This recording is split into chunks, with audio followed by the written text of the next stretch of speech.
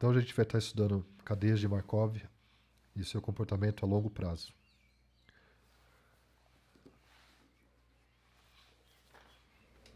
Pessoal, então esse aqui eu já escrevi de antemão, eu só queria explicar para vocês. Esse é o 9. Então, observação, geralmente a gente usa o símbolo π para distribuição estacionária, tá bom? Então lembrando que a equação da distribuição estacionária é que πp igual a π, ou seja, isso aqui seria o alto vetor à esquerda de p com alto valor 1. Para quem não lembra, né, em termos de símbolos usuais, a álgebra linear seria ax igual a lambda x. Aqui no caso o x é um vetor coluna e eu tenho o lambda como sendo um multiplicador, não é o mesmo lambda que a gente estava usando não. Tá, então só para você lembrar de álgebra linear é a condição de alto valor do vetor. Então aqui no caso o vetor está multiplicando à esquerda e ele é vetor linha. Tá? E o alto valor é 1. Mas isso é por convenção, né? Porque a convenção a gente é que as linhas somam 1. Se a gente usasse aquela convenção da aula de PageRank, onde a matriz é transposta, aí seria exatamente assim a equação. A segunda observação é que π também é alto vetor correspondente a alto valor 1 da matriz P elevado a n. Então é só você desmembrar aqui, ó, fazer πp vezes P elevado a menos 1, isso aqui vai dar π, e você vai fazendo, vai reduzindo até π. Tá, então a gente vê que ela está dizendo o seguinte, que se x0 tem a distribuição π estacionária, então nos outros passos eles também vão ter a mesma distribuição π. E a gente tem então essa definição aqui, uma cadeia de Markov é dita estacionária. Então aqui é a cadeia estacionária, tá bom? Não é a distribuição que é estacionária. Aqui no caso a cadeia é estacionária se x0 inicia numa distribuição estacionária. Então isso não significa que esses x0 e x1 são independentes. Muito importante isso. Então existe um lema aqui, é o seguinte, muito importante também, que para a gente entender essa diferença entre distribuição limite e distribuição estacionária. Então se π é distribuição limite, então π é estacionária. Tá, mas se π é estacionária, quer dizer que πp igual a π, não quer dizer que ela é distribuição limite. A distribuição limite é aquela que limite para ele tender ao infinito, lembra? Essa é a diferença. O interessante disso tudo é que calcular limite é uma coisa chata, ou uma coisa que eu tenho que ficar multiplicando, multiplicando, multiplicando. No caso lá daquele exemplo que a gente tinha, a gente conseguiu calcular a distribuição limite, lembra? Direitinho, analiticamente. Mas nem sempre eu consigo. Se eu tiver uma matriz qualquer, seria legal eu ter um algoritmo para calcular ela. Então, em vez de calcular o limite que é ficar multiplicando, multiplicando, multiplicando, eu posso calcular por algum outro algoritmo de alto valor, alto vetor, por exemplo.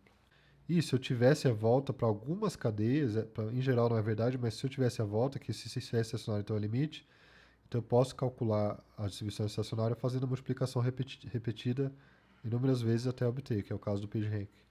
Então, se eu conseguir ligar essas duas, eu tenho algoritmos tanto de alto valor alto vetor como de limite. Então, essa aqui é a página 10. Então, vamos tentar demonstrar esse lema. Então, a ida, a gente vai ter a ida e a volta, né? A ida. Então, ela pergunta o seguinte. A ida é o seguinte. Aqui, ó. Vamos fazer aqui embaixo.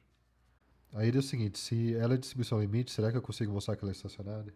Então, para mostrar, eu quero falar o seguinte, que eu quero πp igual a π. Tá, então, de fato, eu posso fazer esse cálculo assim, né? Que é a limite de alfa p n menos 1 p, que é igual a limite n tendendo ao infinito, né? De alfa p n menos 1 p. Essa aqui é a π. Ok, então deu certinho. E essas duas coisas aqui tá falando o seguinte, que eu estou usando aqui, ó. O fato que esse limite de uma sequência é o x, então o limite, se eu mudar o índice, tá? Desculpa. A volta, tem que mostrar que a volta é assim, né? E ela não vale. É o seguinte, seja então P 0, 1, 0, Tá, então como é que fica essa matriz aqui? O grafo é assim, ó. Aqui pra cá é 1, pra cá é 1. Então esse aqui é um contra-exemplo. Esse é um contra-exemplo porque se eu fizer π igual a π, então eu vou ter, por exemplo, π1, π2, 0, 1, 1, 0. Só lembrando que quando eu não coloco o subíndice, né, é como se fosse um negrito aqui. Π negrito, tá? Esse aqui é π sem negrito, por exemplo. Então aqui é próprio, né? P2, P1. Não é a matriz da entidade, ele inverteu os índices aqui. Mas o que eu estou falando? Eu quero falar que ela é estacionária e mostrar que ela não é limite. Então ela já é estacionária. Então se esse cara multiplicado, isso aqui é igual a, tá? Por causa dessa condição aqui, ó. Então P1 é igual a P2, tá? E P1, como é mais P2 igual a 1, eu tenho π meio, meio. Porém, π não é distribuição limite, pois não há distribuição aqui. Nesse caso não há distribuição limite porque fica alternando, ó. Daqui, se eu tiver π1, π2 aqui, tá? Aí eu fico pula pra cá, pula pra cá, então fica alternando.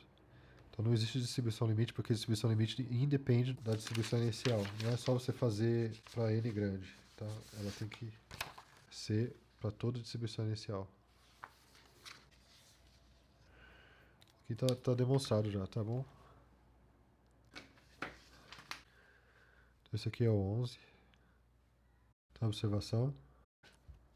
Então não é estranho o seguinte fato. Então não é praticamente metade das vezes em cada estado. Eu quero dizer o seguinte. Se eu ficar alternando, não é, de certa forma, o bêbado aqui, por exemplo, que pula pra cá, vem pra cá, vem pra cá, vem pra cá. Não quer dizer que a longo prazo não vai ficar 50% das vezes aqui, 50% das vezes aqui. Então por que a distribuição limite não é 0,505? É porque tem que depender da condição inicial, tá? Nessa definição. Então o negócio é que a gente tinha visto que se lambda é distribuição limite, então lambda fornece o número médio de vezes que cada estado é visitado. Só que a volta também não é verdadeira. Se você lembrar, era assim, ó. A gente tinha essa proposição na página 3, lembra? Era o seguinte, que se eu tenho uma cadeia de Markov com matriz P de distribuição limite lambda, então eu tenho essa interpretação aqui do número médio de visita ser lambda j. Mas a volta não é verdadeira.